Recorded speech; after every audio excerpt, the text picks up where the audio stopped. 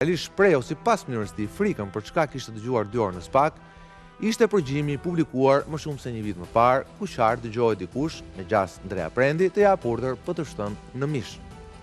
Doktori tha se kjo ishte bërë me inteligjencë artificiale dhe se ishte fake news. Pra këto 3 shenja tregojnë se Sali Berisha në ato 2 orë në SPAK nuk është përballur thjesht virtualisht me shkurën e tij në janar 2011, por më shumë gjas me prova të reja. Por cilat mund të jenë ato? Sipas të dhënave që ka Real Story, dosja hetimore e 20 janarit është mbyllur. Dëshmitë e Bashës dhe më pas të Berishës të bëjnë të mendosh se më tepër do të vijnë për avokatët e tyre se sa për prokurorët e çështjes. Pas vendimit të Strasburgut dhe gjykatës lartë, ndonë se teknikisht dosja mund të jetë rihapur për vrasjet e ndet pasbardhurat e Kurandedës dhe më shumë të Alex Nikës, prokurorët kanë hetuar zinxhirin e komandës.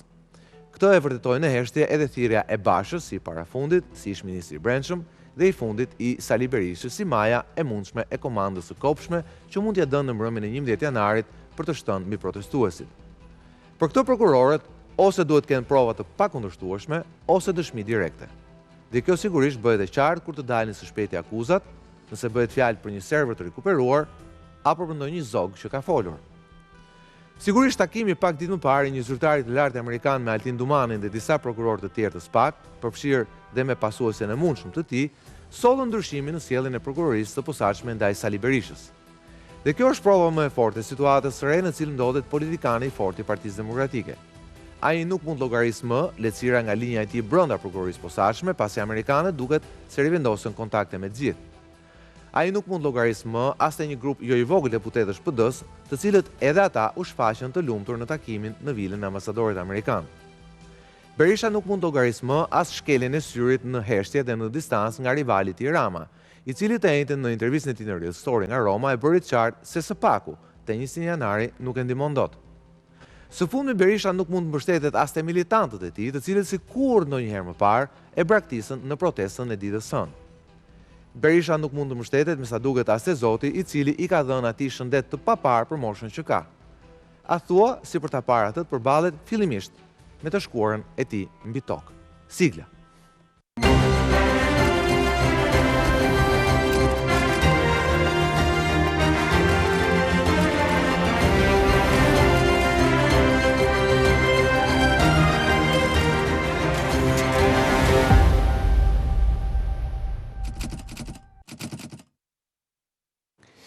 Mirëmbrëma dhe mirë se vini në Real Story. Sigurisht thirrja e Sali Berishës në SPAK për herë të parë për gati 120 minuta është një lajm i rëndësishëm dhe sigurisht në fund fare është dhe një provë për drejtsinë e re. Vetëm 2 ditë më parë në këtë program kemi folur pikërisht për me fokus drejtsinë dhe ndryshimin e sjelljes së saj. A do ketë ajo kurajon të përballet Sali Berishën me dosje ndoshta më të nxehtë të shekullit 21, pikërisht vrasjet e 4 personave në bulevard në pasditën e vonë të mbrëmjes së 21 janarit të vitit 2011. Me mua sot në program janë Ervin Karamuçi, mbrëmë Ervin. Mbrëmë. Frok Çubi, mbrëmë Frok. Mbrëmë. Romeo Garaj, mbrëmë Romi. Mbrëmë. Dhe Brisita Gjikondi, mbrëmë Brisita.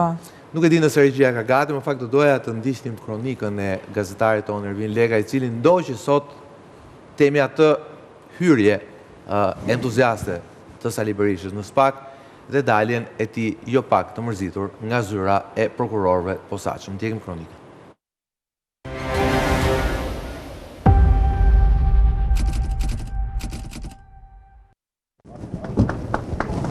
Ndryshe hyri, por ndryshe doli. Sali Berisha është shfaqur nervoz dhe i hutuar pas paraqitjes së parë në SPAK për dosjen e nxehtë të 21 janarit 2011, ku plumbat vran 4 qytetar. Ish-kryeministri asaj dite ju shmang përgjigjeve direkte se për çfarë kishte thirrur prokurori posaçëm Alfred Shehu. Kanë bërë pyetje thash dhe në një procedurë shumë normale. Shumë normale. Pas 2 orësh marrje në pyetje nga SPAK, Berisha mbrojti ato se çfarë ndodhi me 21 janar 2011. Fakt për vrasjet atë duhet të ketë hetimin, thash edhe një herë, po që kur përdorin dhunën, ka dhe plagosje, ka dhe vrasje, kjo është e pamohueshme, s'mund ta thush, s'mund të thush jo. Jo s'mund ta mohosh atë. Dhe ata që organizojnë këto, ose ata që shkelin ligjet bëhen përgjegjës. Sali Berisha mbrojti edhe Ndrea Prendin, por ja la atij të gjithë përgjegjësinë e urdhrit për të qelluar me plumba protestues, ndërsa për audioregjistrimin tha se nuk e beson të jetë autentik. Të falsifikosh një zë, është gjëja më e thjeshtë. Asnjë urdhër nuk është dhënë për të qelluar. Është qelluar nga vendrojet e rojeve të Gardës. Ndrea Prendi ka qenë në krye të detyrës gjatë gjithë ditës, në vlerësimin tim, ai ka bërë të pamundurën që të përmbush detyrimet ligjore të tij. Kaq. Por shqetësimi i dukshëm i Sali Berishës pas takimit me prokurorinë e posaçme u shfaq sërish kur ai sulmoi SPAK, por edhe ish kryeprokuroren Ina Rama. Çdo oficer i kërkuar nga prokuroria është paraqitur në prokurori, por në ndjekje të lirë sepse Edi Rama dhe Ina Rama kërkonin të eliminonin zinxhirin e komandës. Tashmë SPAK ka në dorë provat e krimit shtetëror të 21 janarit me 4 viktima të pafajshme, por edhe dëshmitë të gjithë zinxhirit komandues që dhanë urdhër për të qelluar mbi protestuesit në vitin 2011. Prokurori Alfred Sheu do të analizojë këto prova bashkë me dëshmitë e dhëna dhe në rast që do të hasen element të veprës penale, pritet që të merren persona të pandehur dhe të komunikohet akuza. Në këtë rast, Sali Berisha do të duhet që të mos paraqitet më në SPAK me bodyguard, por me një avokat mbrojtës.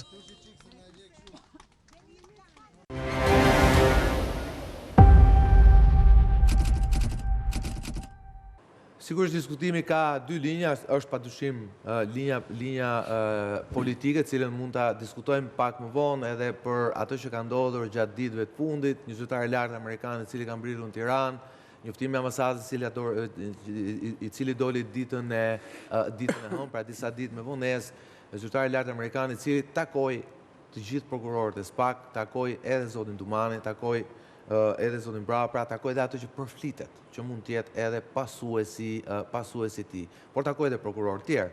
Sigurisht është linja temi hetimore, pra linja hetimore, pra për çfarë mund tjenë rihapur temi hetimet e 20 janarit.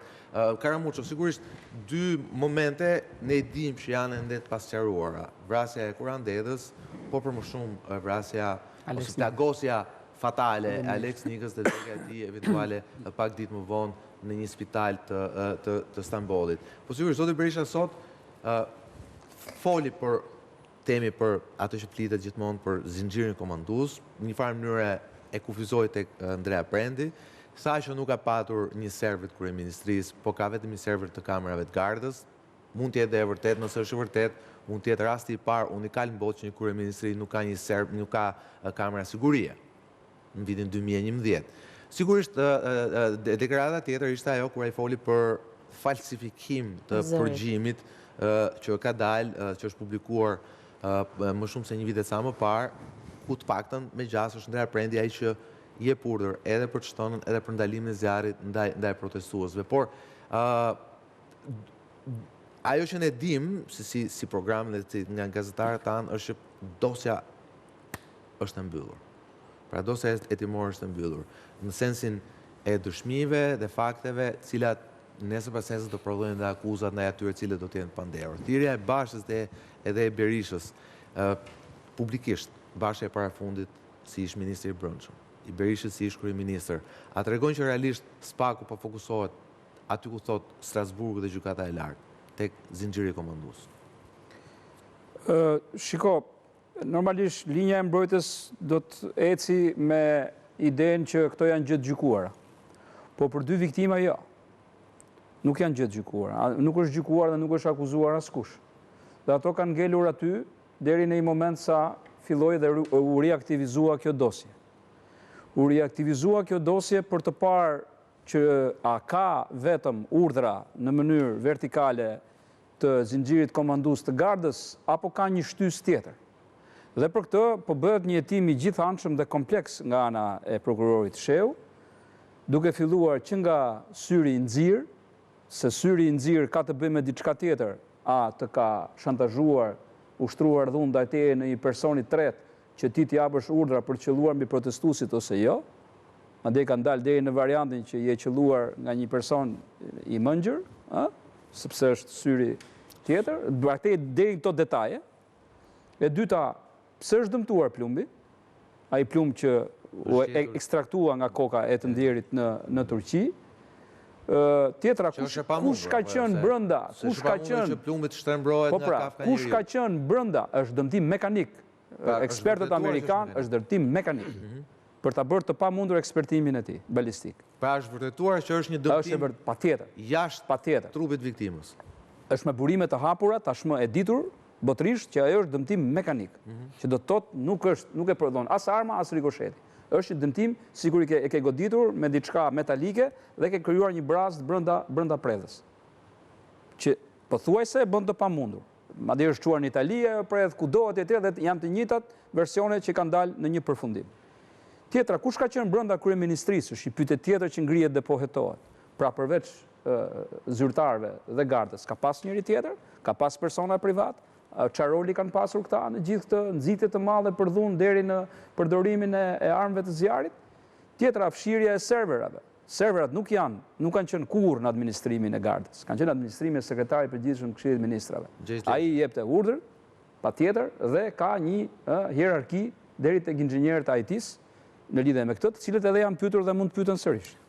Ish prokurori i fazës parë, 20 ditë të parë Karanxha, që unë e pata këtu ditën e hënë, ai tha që ne vërtetuam që është fshirë 2 herë dhe është bërë dhe një herë kopje. Nuk jam ndjeni për të. Pra unë nuk e kam parë në aq detaj dosën. Po ditë të them këtë që atë natë janë thirrur 2-3 zyrtarë të IT-s për ta bërë këtë punë. Vetëm njëri ka planuar, 2 tjerët kanë thënë jo, nuk mund vinë në kryeministri.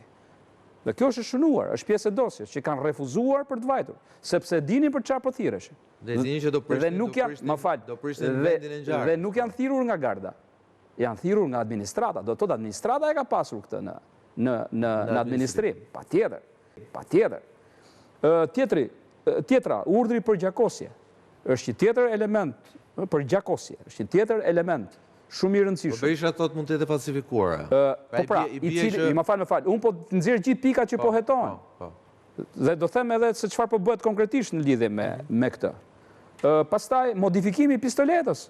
Ne kemi bereta të modifikuar, edhe kjo është e ditur botërisht. Pra çfarë qëllimi ka pasur nëse ti ke përdorur armën e zjarrit sipas ligjit, atëherë pse do të modifikohet i pistoleta? Për çfarë? Për të fshehur atorsinë që ti ke qelluar? Kur mund të thoshe që nuk qellova në ajër. Pra ka edhe këtu një dyshim shumë fort nga ana e SPAK-ut. Tjetra, makina që goditi pjesën e parë të parjetave të kryeministrisë, e cila u tha ishte me eksploziv. Dhe deri diku justifikuar që po t'ishe shpërthyer ajo, sulbi do ishte kështu etj. Po ajo verifikuar që s'kishte eksploziv. Jo vetëm kaq, po. Siç e ka përmendur edhe vetë prokurori këtu. Ne kemi qenë. Po pra, makina ka qenë në fund fare, kam përshtypjen që ka qenë brava. Sepse ishte elementi një sulmi të provokuar që ne jemi kundërpërgjigjur në vazhdimsi.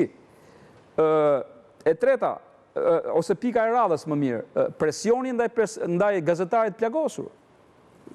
Fatos Mahmuta. Ju e keni parë se sa herë është thirrur, e ka deponuar, e ka bërë publike, që e para pse u tha që nuk është gazetar, dhe dyta pse u bë presion që ky mos dëshmonte në atë kohë. Duhet të thoshte që plumbin e mora nga turma dhe jo nga drejtimi në cilën isha, pra nga kryeministria. Pa janë bërë të gjitha këto janë pretendimet asaj kohës, ose më mirë ngjarjet asaj kohës, të cilat kanë quar në devijimin e hetimit, ose në një mbrojtje shumë të fortë. Puna është çfarë prova shtreja mund të ketë prokurori. Dhe e fundit, për të mbyllur të analizë.